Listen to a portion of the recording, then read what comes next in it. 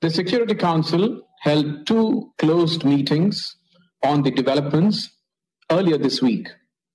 In both these meetings, we had expressed our deep concern over the violence in Jerusalem, especially on Haram al-Sharif, Temple Mount, during the holy month of Ramadan, and about the possible eviction process in Sheikh Jarrah and Silwan neighborhood in East Jerusalem, an area which is part of an arrangement facilitated by the UN.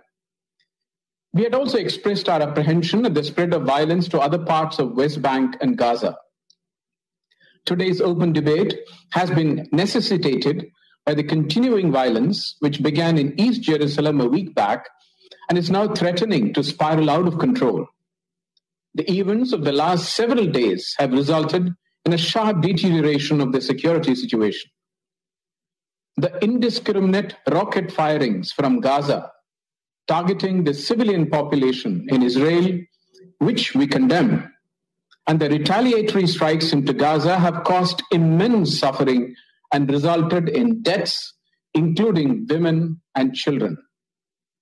India has also lost one of her nationals living in Israel in this rocket fire, a caregiver in Ashkelon. We deeply mourn her demise, along with all other civilians who have lost their lives in the current cycle of violence. We reiterate our strong condemnation of all acts of violence, provocation, incitement, and destruction. Immediate de-escalation is the need of the hour, so as to arrest any further slide towards the brink. We urge both sides to show extreme restraint, desist from actions that exacerbate tensions, and refrain from attempts to unilaterally change the existing status quo, including in East Jerusalem and its neighborhood. Jerusalem has a special place in the hearts of millions of Indians who visit the city every year. It also houses the Al-Zawiya Al-Hindiya, the Indian hospice, which is a historic place associated with the great Indian Sufi saint Baba Farid and located inside the old city. India has restored this Indian hospice. The historic status quo at the holy places of Jerusalem, including the Haram al-Sharif Temple Mount, must be respected.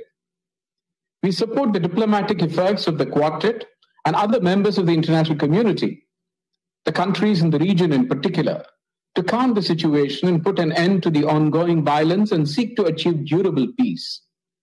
These incidents have once again underscored the need for immediate resumption of dialogue between Israel and Palestinian authorities.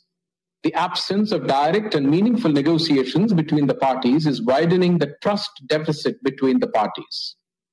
This will only increase the chances for similar escalation in the future. We believe that every effort should be made to create conducive conditions for resumption of talks between Israel and Palestine.